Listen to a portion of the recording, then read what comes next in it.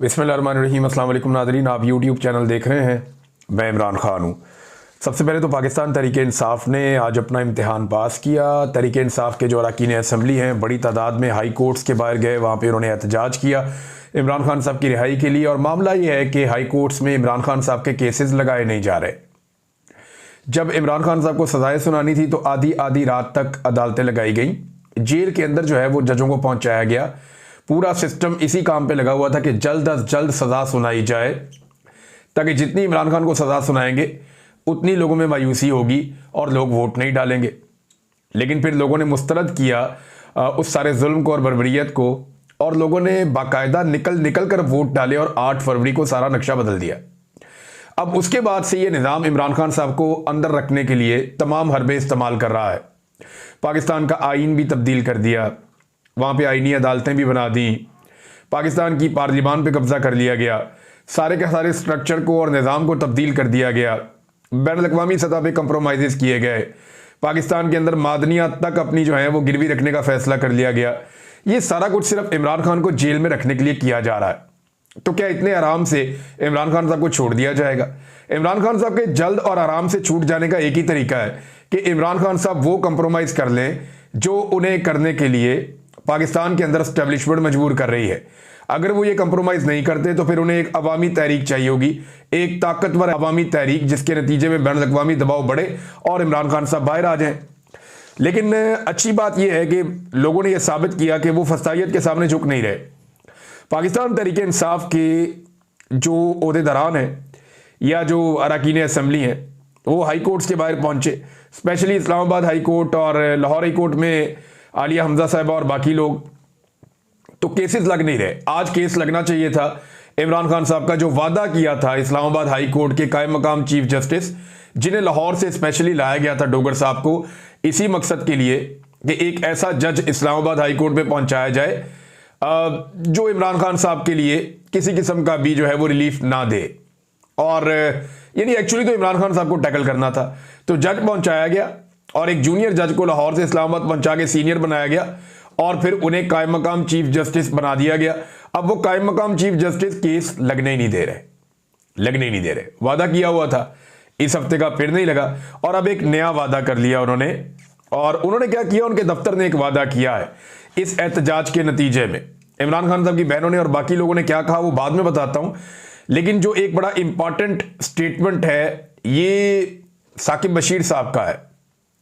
साकिब बशीर साहब कोर्ट्स को कवर करते हैं, बड़े सीनियर जर्नलिस्ट हैं, और उन्होंने एक जुमले के अंदर ना ये सारी कहानी बता दी कि एक्चुअली होने क्या जा रहा है। देखिए, गौर करें आप कि 5 तारीख दी है अब, और वो भी चीफ जस्टिस ने नहीं दी, चीफ जस्टिस के ऑफिस ने दी है लतीफ खोसा साहब को और बैरिस्टर गौर साहब को कि जनाब अब आप ईद से 2 दिन पहले आ जाइएगा। 7 को ईद है पाकिस्तान में गालिबन, तो 7 तारीख को पाकिस्तान में ईद है, तो जनाब आप आ जाइएगा ईद से 2 दिन पहले 5 तारीख को।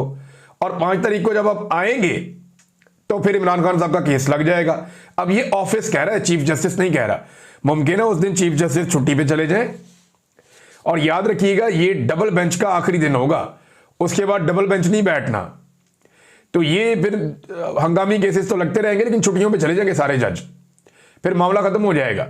अब इसमें जनाब साकिब बशीर साहब कहते हैं बैरिस्टर गौर और सरदार लतीफ खोसा के बकौल 5 जून को 190 मिलियन पाउंड सजा मुअत्तली केस मुकर्रर करने की यकीन दहानी कायम मकाम चीफ जस्टिस के ऑफिस के जानिब से करवाई गई।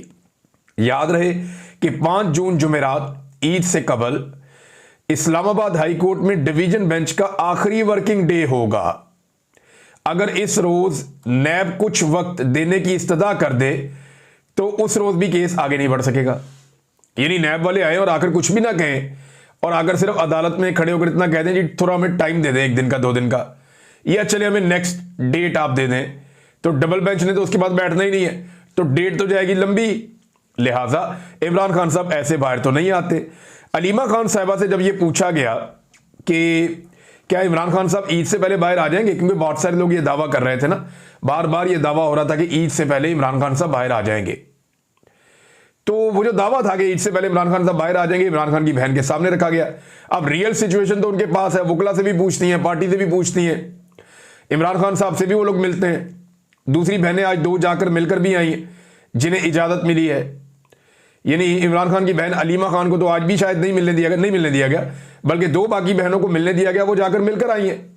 वो इमरान खान साहब ने क्या कहा वो मैं आपको नेक्स्ट वीलॉग में सारी तफसीलात आपके सामने रख दूंगा। इकट्ठी सारी हम कर लेते हैं कि क्या क्या इमरान खान साहब ने कहा।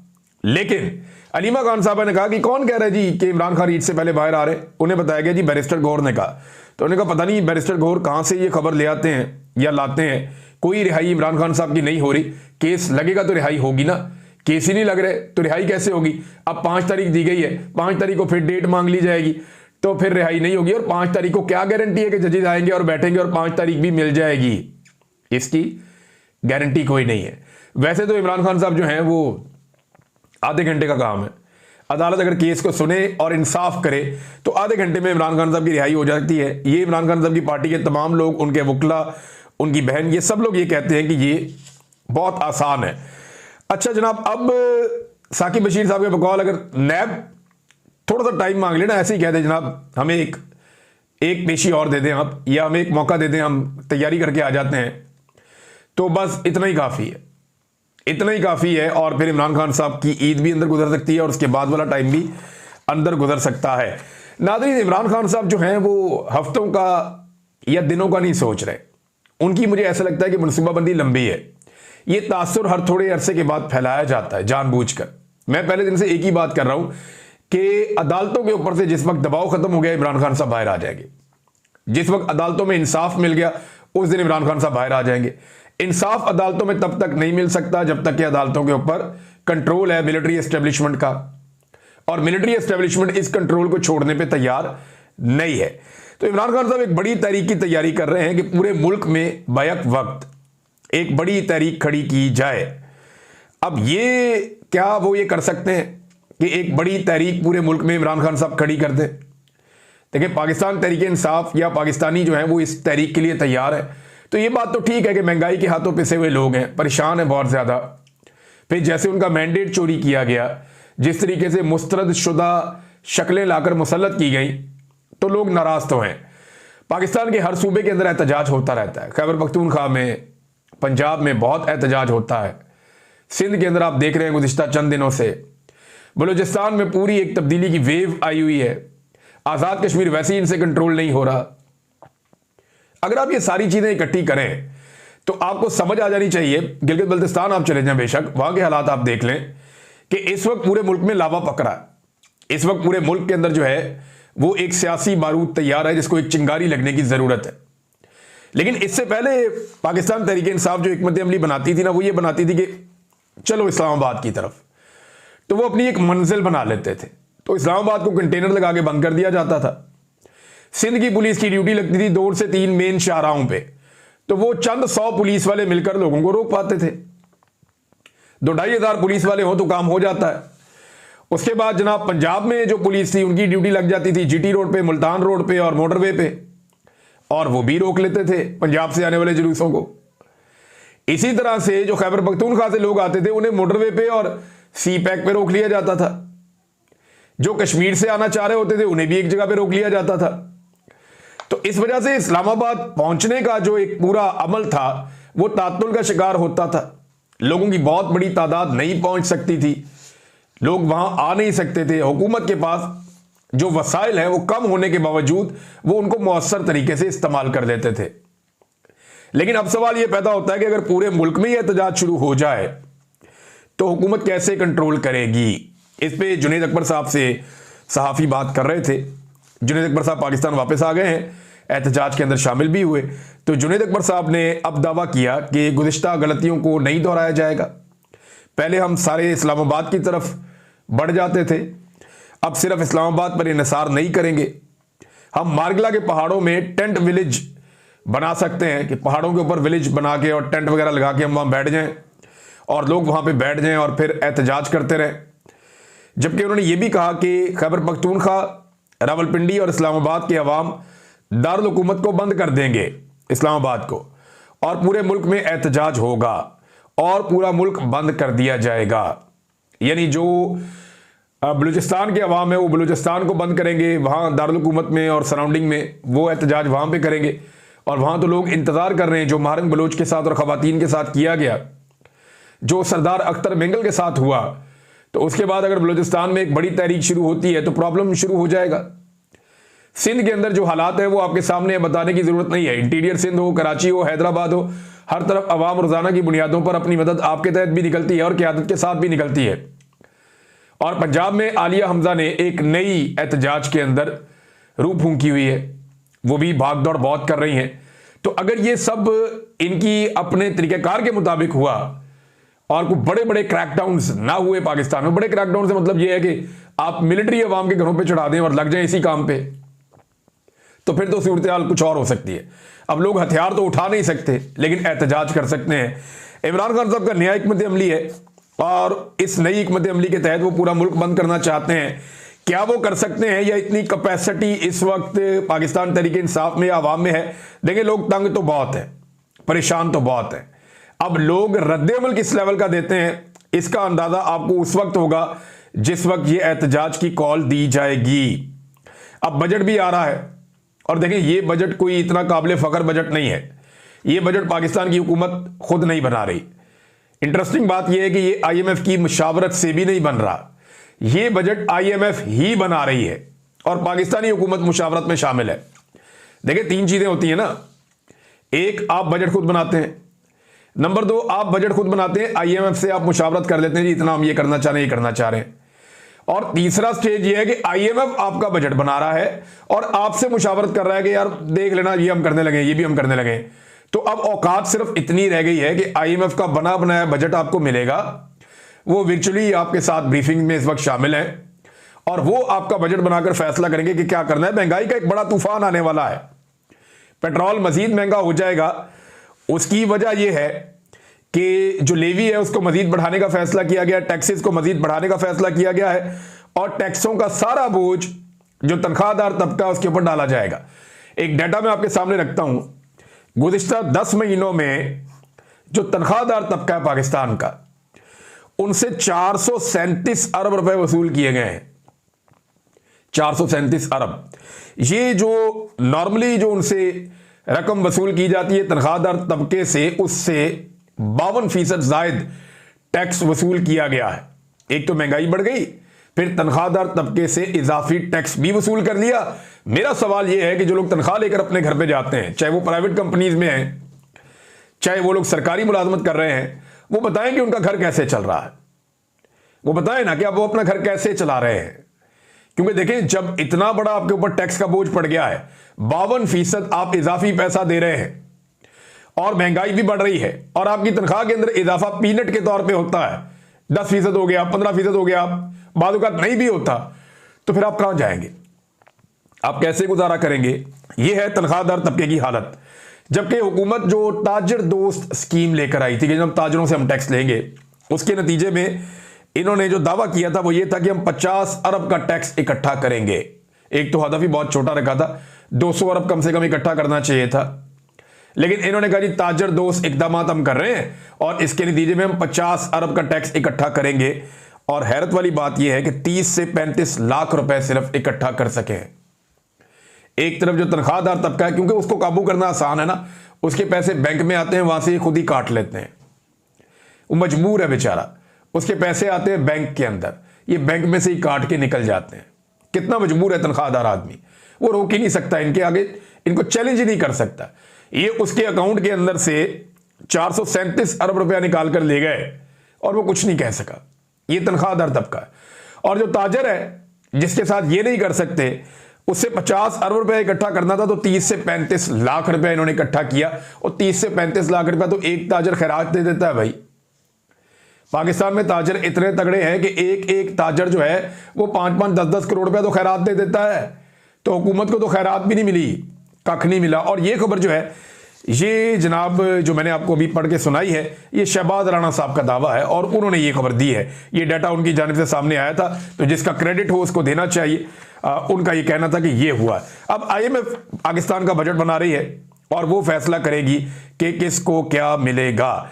नाज़रीन, मखसूस नशिस्तों का case supreme court of Pakistan में चल रहा है, उन्हें बहुत जल्दी करनी पड़ेगी। उसकी वजह यह है कि जितना लंबा करते जाएंगे उतना ज्यादा जो अदालत के अंदर एक ड्रामा चल रहा है वो बेनकाब होता जाएगा।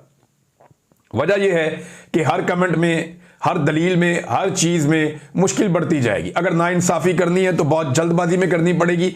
जितना ज़्यादा टाइम डिले करेंगे उतना ज़्यादा लोगों के सामने सच्चाई और हकीकत आती चली जाएगी और लोगों को पता चलेगा कि कितनी बड़ी नाइंसाफ़ी हो रही है। दूसरा, कुछ सहाफ़ियों के बकौल एक और भी प्रॉब्लम है कि एक जज साहब है, उन्होंने हज पे जाना है, तो अब वो हज पे चले गए तो उनके जाने से पहले ये फैसला होना चाहिए, क्योंकि अगर वो हज पे चले गए तो उन्हें कहीं हदायत ही ना मिल जाए, और अगर उन्हें हदायत नसीब हो गई तो फिर वो वापस आकर इंसाफ के साथ फैसला ना कर दें।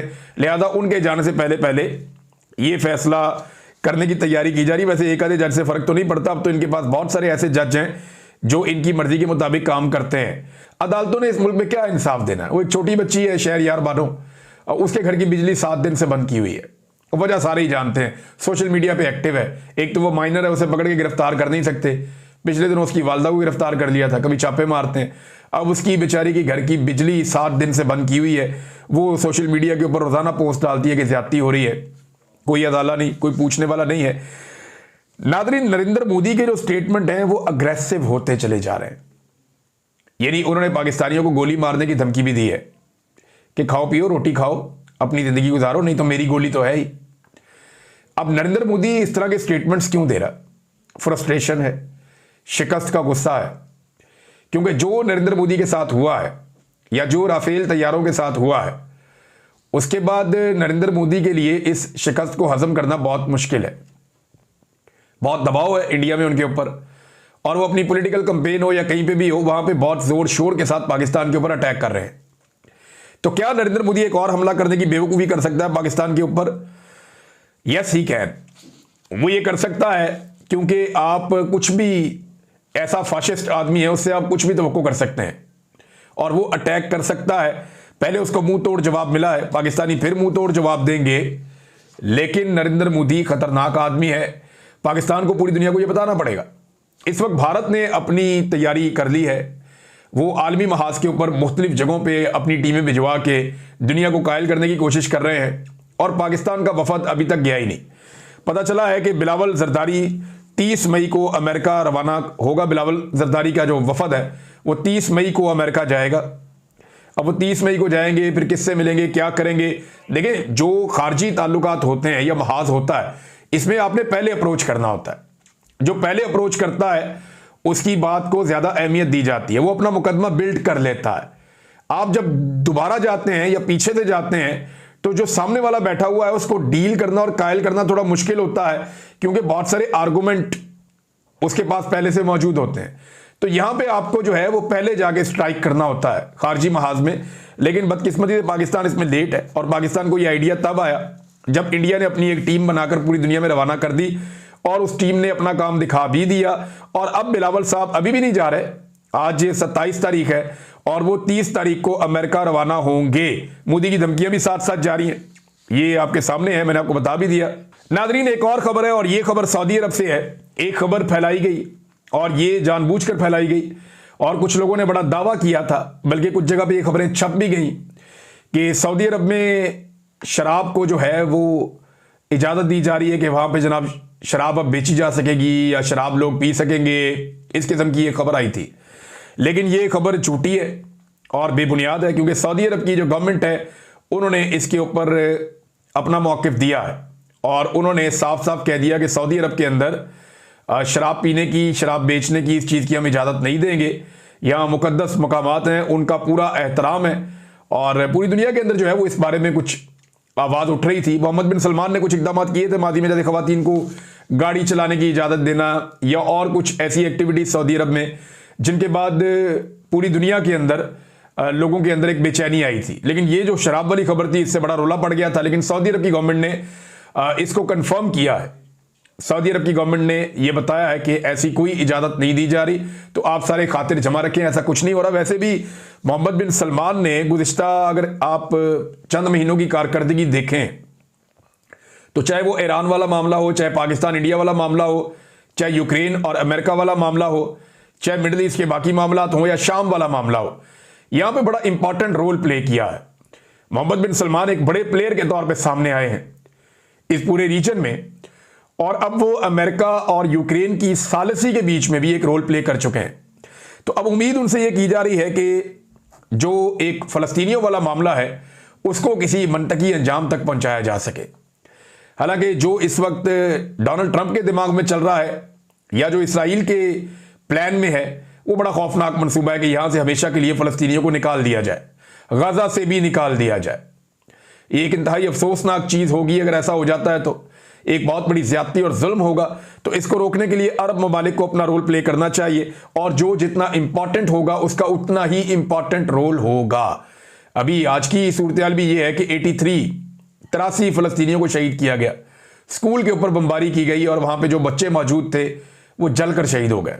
और ये लगातार हो रहा है, पूरी दुनिया आंसू बहा रही है, परेशान है, लेकिन कोई इस जुल्म को रोक नहीं पा रहा। अब तक के लिए इतने ही। अपना ख्याल रखिएगा, अपने इस चैनल का भी। अल्लाह हाफिज।